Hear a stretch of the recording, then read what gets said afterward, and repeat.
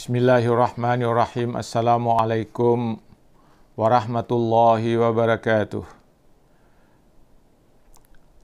Alhamdulillahilladzi nahmaduhu wa nasta'inuhu wa nastaghfiruh wa na'udzu billahi min syururi anfusina wa min sayyiati a'malina. May yahdihillahu fala mudhillalah wa may yudlilhu fala hadiyalah. Wassalatu wassalamu ala ashrafil anbiya'i wal mursalin Sayyidina wa maulana Muhammadin wa ala alihi wa sahbihi ajma'in, amma ba'd. Para pendengar, para penonton, para pencinta kalimat hikmah Ibnu Athaillah yang dirahmati Allah Subhanahu wa ta'ala. Pertama-tama marilah kita memanjatkan puja dan puji syukur kehadirat Allah Subhanahu wa ta'ala atas segala rahmat dan karunia yang dianugerahkannya kepada kita sekalian, sehingga kita senantiasa dalam keadaan sehat walafiat. Selanjutnya, untuk mengisi santapan rohani pada malam ini, Sabtu 12 September 2020, saya ingin menyampaikan pesan-pesan hikmah dari Ibnu Athaillah. Tema dari kalimat hikmah Ibnu Athaillah pada hari ini adalah keputusan Allah di masa azali tidak dapat disandarkan kepada rangkaian sebab yang datang kemudian. Judul itu diambil atau disari dari kalimat hikmah Ibnu Athaillah yang berbunyi, Jalla hukmul azali ayyan dhafa ilal ilali. Jalla hukmul azali ayyan dhafa ilal ilali. Arti dari kalimat itu adalah terlalu agung bila putusan Allah yang azali disandarkan kepada rangkaian sebab. Para pencinta kalimat hikmah yang dirahmati Allah Subhanahu wa ta'ala, dalam pandangan Ibnu Athaillah bahwa segala sesuatu yang telah ditetapkan oleh Allah di masa azali, di masa awal, ketika manusia diciptakan pertama dalam rahim ibunya, tidak akan bisa diubah. Ketetapan di masa azali itu tidak akan diubah walau dengan permintaan, walau dengan doa dari hamba-hamba Allah. Sesuatu yang telah tercatat di masa azali itu adalah sesuatu yang sudah tetap, menjadi ketetapan yang tidak bisa diubah dengan permintaan hamba yang datang kemudian. Segala sesuatu yang berjalan di bumi ini adalah ketetapan Allah yang sudah ditetapkan di masa azali.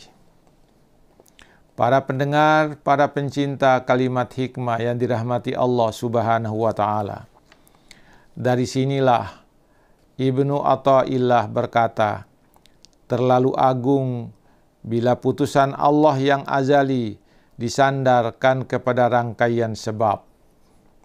Maksudnya adalah terlalu berat bila putusan Allah yang telah ditetapkan di masa azali itu disandarkan kepada rangkaian sebab yang dilakukan oleh manusia. Ini menunjukkan bahwa permintaan manusia adalah suatu sebab, sedangkan ketetapan di masa azali itu adalah ketetapan Allah yang sudah lebih dulu ada. Sebab dari manusia tidak akan dapat mengubah ketetapan Allah di masa azali itu. Bagaimana bisa sebab yang ditimbulkan oleh manusia dapat mengubah apa yang sudah Allah tetapkan di masa azali itu? Para pendengar, para pencinta kalimat hikmah yang dirahmati Allah Subhanahu wa ta'ala, ketika menjelaskan apa yang dikatakan oleh Ibnu Athaillah dalam kalimat hikmahnya itu, Syekh Abdullah Asy-Syarqawi menyatakan, adalah sikap mengecilkan keputusan Allah yang sudah tetap bila kita menghubungkan putusan yang telah ada di masa azali itu, yaitu karunia Allah dengan sebab-sebab. Asy-Syarqawi memberi contoh, jika ada yang berkata, terkadang pemberian bergantung pada permintaan. Dengan demikian, permintaan menjadi sebab adanya pemberian. Jawabannya, sebab hakiki datangnya karunia Allah sebagai penganugerahan itu di waktu azali adalah penganugerahan. Saya ulangi, jawabannya adalah sebab hakiki datangnya karunia Allah adalah penganugerahan kehendak Allah di waktu azali. Engkau memintanya atas sesuatu yang sudah ditetapkan, namun belum dilaksanakan, kata Asy-Syarqawi. Dari sini dapat kita katakan bahwa apa yang kita minta, lalu Allah mengabulkan permintaan kita, sebenarnya itu adalah sesuatu yang telah ditetapkan oleh Allah pada masa azali, yang baru dilaksanakan pada saat sekarang ini. Para pendengar, para pencinta ilmu dan hikmah yang dirahmati Allah Subhanahu wa Ta'ala, dalam memahami perdebatan tentang kemampuan manusia untuk melakukan sesuatu dalam kehidupannya, terdapat dua aliran di dalam Islam, yaitu ada yang namanya Jabariyah dan ada yang namanya Qadariyah.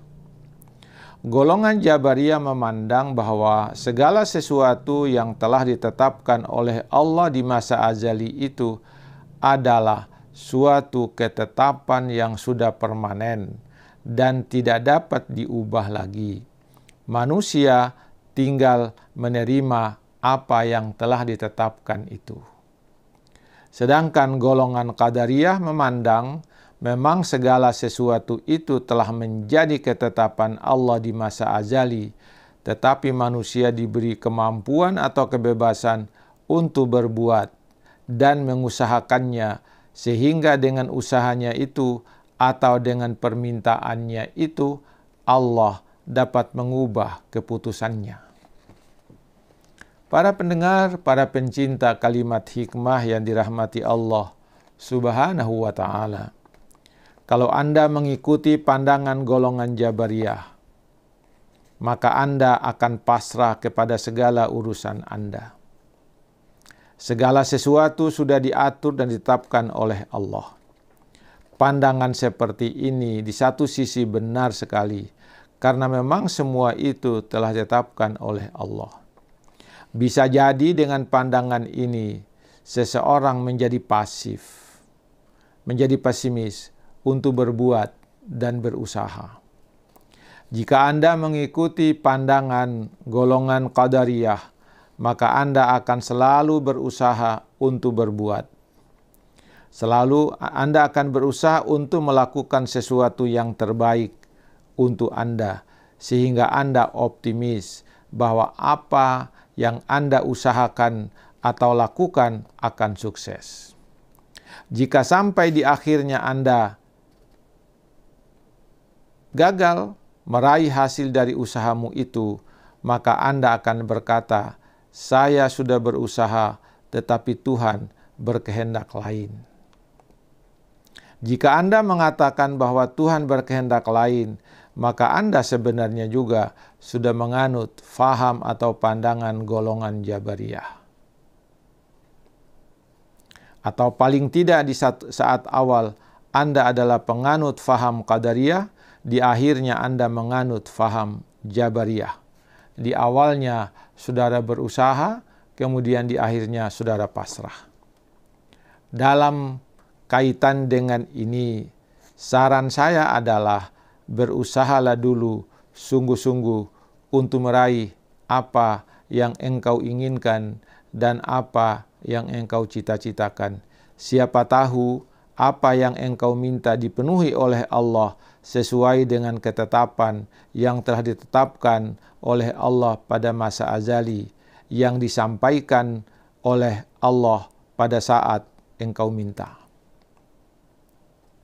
Yang kedua, boleh jadi Allah mengubah ketetapannya itu menjadi ketetapan yang baru setelah Anda minta, setelah Anda berdoa, setelah Anda berusaha. Maka kesimpulannya, berusahalah dulu baru pasrah. Jangan mudah pasrah.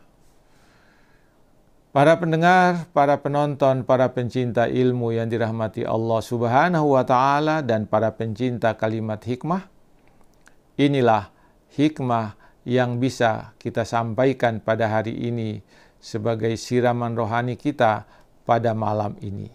Semoga ini menjadi renungan kita. Semoga kita menjadi manusia yang optimis dalam usaha kita, bukan menjadi manusia yang pesimis dalam usaha kita. Demikian yang bisa saya sampaikan pada hari ini. Lebih dan kurangnya mohon dimaafkan. Assalamualaikum warahmatullahi wabarakatuh.